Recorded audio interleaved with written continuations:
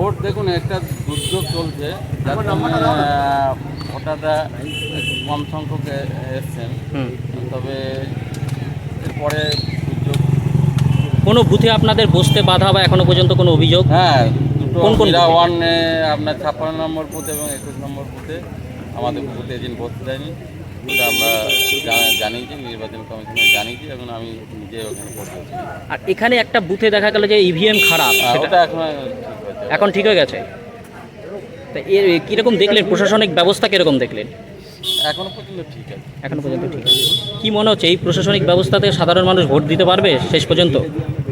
দেখুন, জনগণ তো স্বতঃস্ফূর্ত রাস্তায় নেমেছে ভোট দেওয়ার জন্য, যার জন্য এটা জনগণই রুখে দেবে এবং স্বতঃস্ফূর্তভাবেই ভোট দেবে।